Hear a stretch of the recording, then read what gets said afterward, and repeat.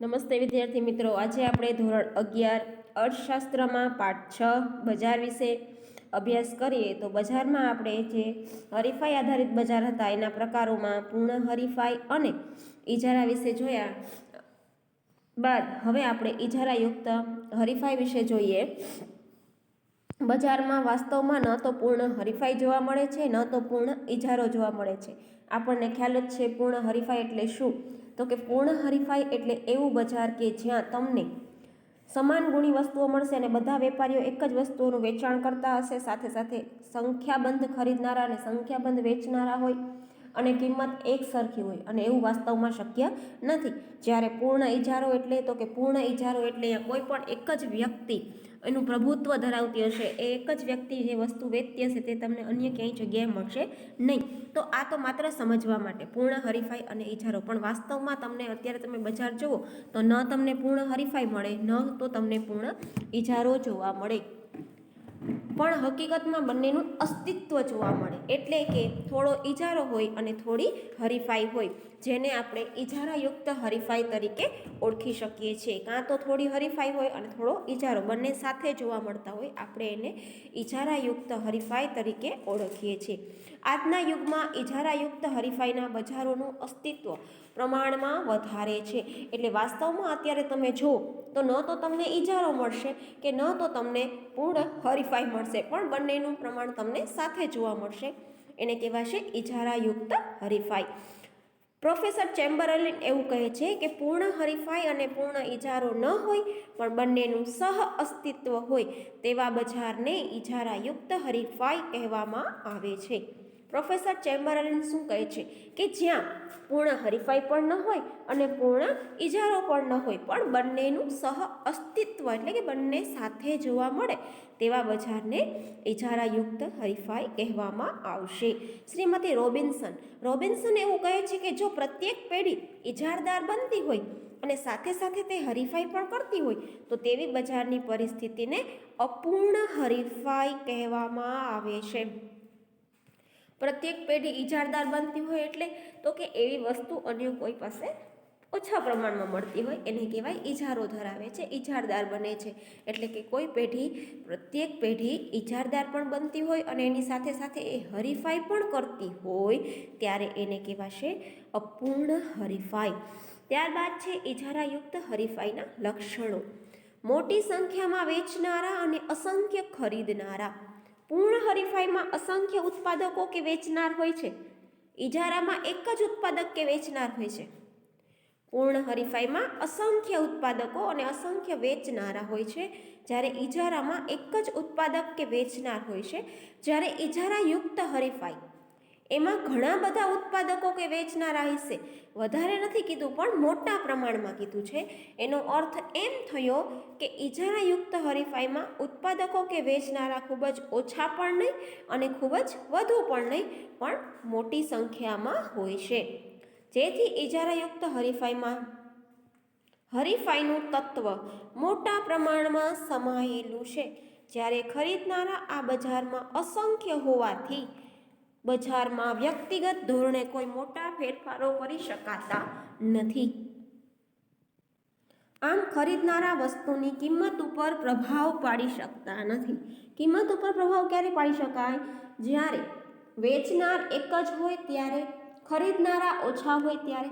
પણ અહીંયા તો અસંખ્ય ખરીદનારા છે એટલે કિંમત ઉપર કોઈ પણ જાતનો પ્રભાવ પાડી શકતા નથી. જ્યારે ખરીદનારા બજારમાં અસંખ્ય હોવાથી તેઓ વ્યક્તિગત રીતે કોઈ પણ મોટા ફેરફાર લાવી શકતા નથી અને ખરીદનારા વસ્તુની કિંમતમાં કંઈ પણ પ્રભાવ પાડી શકતા નથી. વસ્તુ વિભિન્નતા એ આ ઇજારાયુક્ત હરીફાઈનું એક વિશિષ્ટ લક્ષણ કહી શકાય. કારણ કે વસ્તુ વિભિન્નતા એટલે એક જ પ્રકારની વસ્તુ અન્ય વસ્તુથી સ્વરૂપ, ગુણધર્મ કે ગુણવત્તામાં ભિન્ન છે એમ દર્શાવવું. આ બજારમાં ઉત્પાદકો જે વસ્તુનું ઉત્પાદન કરે છે તે સમાન ગુણી કે એક સરખી ન હોય, નજીવો તફાવત ધરાવે છે. ઇજારાયુક્ત હરીફાઈમાં તમને વસ્તુ વિભિન્નતા જોવા મળશે. પૂર્ણ હરીફાઈ હતી એમાં વસ્તુ સમાન ગુણી હતી, બધા વેપારીઓ એક સરખી રંગ, રૂપ, કદ, આકાર વગેરેના આધારે એક સરખી વસ્તુનું ઉત્પાદન કરતા હતા. જ્યારે ઇજારામાં તો કોઈ વ્યક્તિ એક જ પેઢી ઉત્પાદન ઉપર પ્રભુત્વ ધરાવતી હતી, જ્યારે ઇજારાયુક્ત હરીફાઈમાં તમને વસ્તુ વિભિન્નતા જોવા મળશે. આ એક એનું વિશિષ્ટ લક્ષણ કહી શકાય. વસ્તુ વિભિન્નતા એટલે એક જ પ્રકારની વસ્તુ એક જ હોય, પરંતુ સ્વરૂપ, ગુણધર્મ અને એની ગુણવત્તામાં ભિન્ન હોય. આ બજારમાં ઉત્પાદકો જે વસ્તુનું ઉત્પાદન કરે છે તે સમાન ગુણી કે એક સરખી ન હોય પણ નજીવો તફાવત ધરાવે છે. આ બજારમાં વસ્તુઓ તમને રંગ, રૂપ, કદ, ગંધ, સ્વાદ, આકાર, વજન અને ગુણવત્તાની દ્રષ્ટિએ લાગશે સરખી, પણ એમાં તમને નજીવો તફાવત કંઈક ને કંઈક એમાં ડિફરન્સ રહેલો હશે. એને કારણે તેઓ સમાન ગુણી કે એક સરખી વસ્તુ નથી એવું બની રહે છે. એટલે આપણને એવું લાગે કે થોડો ઘણો ફેર છે એટલે એક જેવી નથી. એક જેવી હોય તો એ પૂર્ણ હરીફાઈવાળું બજાર બની જાય. વસ્તુઓને અન્ય વસ્તુઓથી જુદી પાડવા માટે, બરાબર, કે એક વસ્તુ બીજી વસ્તુથી કઈ રીતે અલગ છે એને અલગ પાડવી હોય, એને જુદી પાડવી હોય તો તમારે એને અલગ ઓળખ આપવી પડે, વિશિષ્ટ ઓળખ આપવી પડે. એને આપણે વસ્તુ વિભિન્નતા કહીએ છીએ. ત્યારબાદ આપણે જોઈએ તો પેઢીઓની મુક્ત અવર જવર. આ ઇજારાયુક્ત હરીફાઈમાં બજારમાં પેઢીઓને મન પડે ત્યારે આવી શકે છે અને એની ઈચ્છા થાય ત્યારે તે જઈ શકે છે. એટલે કે એના ઉપર પ્રતિબંધ નથી, અંકુશ નથી. તેઓ મુક્ત અવર જવર કરી શકે છે. ઇજારાયુક્ત હરીફાઈવાળા બજારમાં પેઢીઓની મુક્ત અવર જવરનો અર્થ આપણે એમ સમજીએ કે પેઢીઓ ઉદ્યોગમાં વિના નિયંત્રણે પ્રવેશ કરી શકે છે અને વિના નિયંત્રણે નિકાસ કરી શકે છે. જ્યારે કોઈ એક ઉદ્યોગ અસામાન્ય નફાની સ્થિતિમાં હોય તો એના નફાથી આકર્ષાય કે પેઢી તો સારો એવો નફો કરે છે, તો એ પેઢીના નફાથી આકર્ષાય અને અન્ય પેઢીઓ બજારમાં પ્રવેશે છે. તેમજ જો કોઈ ઉદ્યોગમાં અસામાન્ય ખોટની સ્થિતિ ઊભી થાય, હવે પ્રવેશ કર્યા બાદ એવું લાગે કે કોઈ ઉદ્યોગ તો ખોટ કરી રહ્યું છે, તો ખોટની સ્થિતિ ઊભી થાય ત્યારે પેઢીઓ ખોટના કારણે બજાર છોડીને વહી જાય છે. આ બજારમાં પેઢીઓની અવર જવર ઉપર કોઈ પણ પ્રકારનું નિયંત્રણ કે પ્રતિબંધ હોતો નથી. ઇજારાયુક્ત હરીફાઈવાળા બજારમાં તમે જો તો આ પેઢીઓની જે મુક્ત અવર જવર છે તે માત્ર ટૂંકા ગાળા માટે હોય છે, કારણ કે નફો અને ખોટ, નફાથી આકર્ષાઈને વ્યક્તિ થોડા સમય માટે એમાં પ્રવેશ કરે છે અને ખોટને કારણે નીકળી જાય છે, પરંતુ લાંબે ગાળે આ ઇજારાયુક્ત હરીફાઈવાળું બજાર સામાન્ય નફાની સ્થિતિ પ્રાપ્ત કરે છે. એટલે કે જે ઉદ્યોગો એમાં ધંધો કરે છે, વેપાર કરે છે, એ બધા અસામાન્ય નહીં પણ સામાન્ય એવો નફો મેળવી અને પોતાનું બજાર ટકાવી રાખે છે. એને કારણે સમય જતાં આ ઉદ્યોગોની જે અવર જવર છે તે બંધ થઈ જાય છે અને એને કારણે ઉદ્યોગ સામાન્ય નફાની સ્થિતિ પર પહોંચી જાય છે. ત્યારે પેઢીઓની ઉદ્યોગમાં અવર જવર આપોઆપ બંધ થશે. કોઈને ઉદ્યોગમાં આવવાનું આકર્ષણ રહેશે નહીં, એટલે પેઢીઓ પ્રવેશ બંધ કરી દેશે. તેવી જ રીતે ઉદ્યોગોમાં સામાન્ય નફાની સ્થિતિએ પેઢી જો ખોટ ન કરતી હોય, હવે એવું બનશે કે ખોટ અમુક વર્ષો સુધી, 1 વર્ષ સુધી એણે ધંધાની સ્થાપના કરી હોય ત્યારે કદાચ એને ખોટનો સામનો કરવો પડ્યો હોય, અથવા બીજે વર્ષે એને નફો ન પણ થયો હોય, પણ અમુક વર્ષ ધંધામાં રહ્યા પછી એવું બનશે કે કોઈ પેઢી ખોટ કરતી નથી. હવે ખોટ નહીં કરતી હોય એટલે એ એકમ છોડીને જશે નહીં. ત્યારબાદ છે વેચાણ ખર્ચ. વેચાણ ખર્ચ કોને કહેવાશે? તો કે વસ્તુના વેચાણ પાછળ તમે જે કંઈ પણ ખર્ચ કરો છો એને કહેવાશે વેચાણ ખર્ચ. એમાં તમે જાહેરાત આપો તે ખર્ચ પણ આવે, પેકિંગ કરો છો, વાહન વ્યવહાર, જથ્થાબંધ વેપારી જ્યારે છૂટક વેપારીને વસ્તુ વેચે છે ત્યારે અમુક પ્રકારનું ડિસ્કાઉન્ટ આપે છે. આ બધું ટૂંકમાં વેપારી વસ્તુને વેચવા માટે જે કંઈ પણ ખર્ચ કરે છે એને વેચાણ ખર્ચ કહેવાશે. એની ટૂંકી વ્યાખ્યા કે વેચાણ ખર્ચ એટલે વસ્તુ વેચવા માટે થતો ખર્ચ. વેચાણ ખર્ચમાં વસ્તુનું આકર્ષક અને ઉપયોગી પેકિંગ, વાહન વ્યવહાર ખર્ચ, વેચાણ વેરો એટલે કે વેચાણ ઉપર જે પણ કોઈ ટેક્સ લાગે છે તે, જથ્થાબંધ વેપારી અને છૂટક વેપારીને ચૂકવાતી ખાસ રકમો આમાં વટાવ આવશે.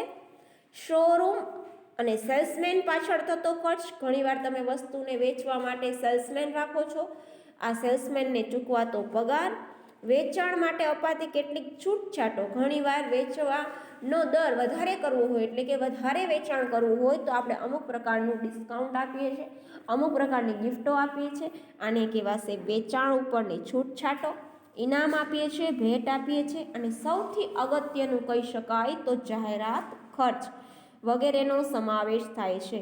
આમ વેચાણ ખર્ચ એ ઉત્પાદન ખર્ચનો ભાગ નથી. આપણે વસ્તુનું ઉત્પાદન કરીએ ત્યારે જે ખર્ચ થતો હોય એને આપણે ઉત્પાદન ખર્ચ કહીએ છીએ, અને વસ્તુના વેચવા માટે જે ખર્ચ થતો હોય એને વેચાણ ખર્ચ કહીએ છીએ. તો બંનેને સરખાવવાના નથી. વેચાણ ખર્ચને ઉત્પાદન ખર્ચમાં લેવાનો નથી. વેચાણ ખર્ચ અલગ છે અને ઉત્પાદન ખર્ચ પણ અલગ છે. ઇજારાયુક્ત હરીફાઈમાં વેચાણ ખર્ચ એક વિશિષ્ટ લક્ષણ કહી શકાય. આ લક્ષણ પૂર્ણ હરીફાઈમાં કે ઇજારામાં જોવા મળશે નહીં. આ જે વેચાણ ખર્ચ છે તમને ન તો ઇજારામાં જોવા મળશે અને ન તો પૂર્ણ હરીફાઈમાં. શા માટે નહીં જોવા મળે? તો કે જે પૂર્ણ હરીફાઈ વાળું બજાર છે ત્યાં તો બધા વેપારીઓ સરખી વસ્તુ સરખી કિંમતથી વેચાણ કરે છે, એટલે કોઈ પણ વેપારી ગ્રાહકને આકર્ષવાનો પ્રયત્ન કરતો નથી. ત્યારબાદ જે ઇજારો હતો, ઇજારામાં શું હતું? તો કે ઇજારામાં કોઈ એક વ્યક્તિ વેચનાર છે, કોઈ એક પેઢી, કોઈ એક જ ઉત્પાદક છે, એટલે એને ખ્યાલ જ છે કે વસ્તુ મારી પાસે જ મળે છે, બીજા કોઈ પાસે મારા જેવી વસ્તુ મળતી નથી, એટલે બધા અહીંયાથી જ લેવા આવશે. એટલે પૂર્ણ હરીફાઈમાં અને ઇજારામાં તમને આ તત્વ જોવા નહીં મળે. આ તત્વ તમને જોવા મળશે માત્ર ને માત્ર ઇજારાયુક્ત હરીફાઈમાં.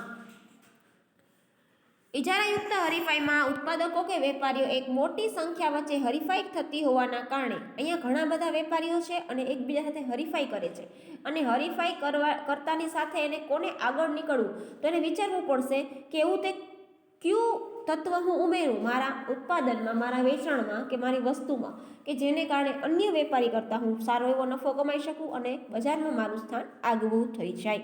તો એના કારણે એ જાહેરાત આપશે, અલગ અલગ જાતનું પેકિંગ કરશે, ગ્રાહકને આકર્ષવાના ઘણા બધા પ્રયોગો કરશે, અને એને કારણે એને જે ખર્ચ થશે એને કહેવાશે વેચાણ ખર્ચ. વાસ્તવમાં આ બજારની વસ્તુઓમાં રહેલી વિભિન્નતાને કારણે વસ્તુઓને એક ચોક્કસ ઓળખ મળશે, કારણ કે એકબીજાની વસ્તુ સરખી હશે નહીં, એકબીજાની વસ્તુ કંઈક ને કંઈક રીતે અલગ હશે, અને એને કારણે જ એક વસ્તુને અલગ ઓળખ મળે છે. તેથી વેચાણ ખર્ચ શક્ય છે. દાખલા તરીકે મોબાઈલ આપણે લેવા જઈએ છીએ તો આપણને એક જેવા લાગતા નથી, એને કંપનીને કારણે એના નામથી, કંપનીથી, મોડલથી એ જુદા પડે છે. તેવી રીતે વસ્તુ પણ એના પેકિંગથી જુદી પડશે. નહાવાના સાબુ વગેરે પ્રકારની વિવિધ જાહેરાતો આપણે જોતા હોઈએ છીએ. ત્યારબાદ છે બિનકિંમત હરીફાઈ. ઇજારાયુક્ત હરીફાઈમાં કિંમત હરીફાઈની સાથે બિનકિંમત હરીફાઈ પણ જોવા મળે છે. એટલે કે આમાં ઉત્પાદકો કિંમત નહીં વધારે, કિંમત તો સરખી જ રાખશે અને અંદરો અંદર હરીફાઈ કરે છે. તો આ હરીફાઈ કેવી રીતે કરે છે જોઈએ તો કે ઇજારાયુક્ત હરીફાઈમાં કિંમત હરીફાઈની સાથે સાથે જે બિનકિંમત હરીફાઈ જોવા મળે છે, આમાં ઉત્પાદકો અને વેચનારાઓ વસ્તુની માંગ વધારવા માટે વસ્તુની કિંમતને સ્થિર રાખે છે. એટલે વસ્તુની કિંમતમાં કોઈ પણ જાતનો ફેરફાર કરશે નહીં, પણ શું કરશે? પોતાની વસ્તુનું વેચાણ વધારવા માટે, તો પોતાની વસ્તુનું વેચાણ વધારવા માટે કિંમતમાં કોઈ પણ જાતનો ફેરફાર ન કરતા તે પોતાની વસ્તુની ગુણવત્તામાં ફેરફાર કરશે, કે જે પેકિંગમાં વસ્તુ આપતા હતા એના કરતાં સારા પેકિંગમાં આપે, બની શકે જેટલી વસ્તુ આપતા હતા એના કરતાં વધારે આપે, અને બની શકે કે જે ગુણવત્તા આપતા હતા એના કરતાં સારી ક્વોલિટી આપે, અને ખાસ કરીને જાહેરાતનું માધ્યમ, જાહેરાત આપી અને પોતાના ગ્રાહકોને પોતાની તરફ આકર્ષવાનો પ્રયત્ન કરી શકે છે. આ પ્રકારનું બિનકિંમત હરીફાઈનું લક્ષણ આ બજારમાં તમને જોવા મળશે. ત્યારબાદ છે બજાર અંગેનું અપૂરતું જ્ઞાન. આ બજારમાં વસ્તુના વેચનારા અને ખરીદનારાઓને બજાર અંગેનું સંપૂર્ણ જ્ઞાન હોતું નથી. આપણે પૂર્ણ હરીફાઈમાં ખબર હતી કે બધા વેપારીઓ એક જેવી વસ્તુનું વેચાણ કરતા હતા, એક જેવી જ કિંમત રાખતા હતા, એને કારણે બધા વેપારીઓ એકબીજાથી પરિચિત હતા, એકબીજા વેપારી શું કરે છે એનાથી પરિચિત હતા. તો આ છે બજાર ઇજારાયુક્ત હરીફાઈ. એમાં બધા વેપારીઓની કિંમત થઈ શકે અલગ અલગ હોય, વસ્તુ અલગ અલગ હોય, એના કારણે એકબીજાની પરિસ્થિતિથી વાકેફ હોતા નથી. તેથી આ બજારમાં એક સરખા ઉપયોગમાં આવતી નજીકની અવેજી વસ્તુની કિંમત ઊંચી અથવા નીચી હોઈ શકે છે. બની શકે કે એક જગ્યાએ કિંમત ઊંચી હોય તો અન્ય જગ્યાએ એની કિંમત નીચી પણ હોય. આમ બજારમાં નજીકની અવેજી વસ્તુઓની કિંમત એક સમાન હોતી નથી. સરવાળે કહી શકીએ કે આ એક એવું બજાર છે જ્યાં નજીકની વસ્તુઓનું ઉત્પાદન કે વેચાણ કરતી પેઢીઓની સંખ્યા મોટી હોય છે, પરંતુ પેઢીઓમાં વેચાણ ખર્ચના માધ્યમથી વસ્તુની એક અલગ ઓળખની રચના કરી અને ઇજારા જેવી સ્થિતિનું નિર્માણ કરવામાં આવે છે. ઇજારા યુક્ત હરીફાઈ, થોડોક ઇજારો જોવા મળે, થોડી પૂર્ણ હરીફાઈ જોવા મળે, પણ આ બધા અલગ અલગ વસ્તુ ઊભી કરે છે અને ઇજારો કરવાનો પ્રયત્ન કરે છે. આમ ઇજારાની સ્થિતિ ધરાવતી પેઢીઓ વચ્ચે હરીફાઈ એટલે ઇજારાયુક્ત હરીફાઈ.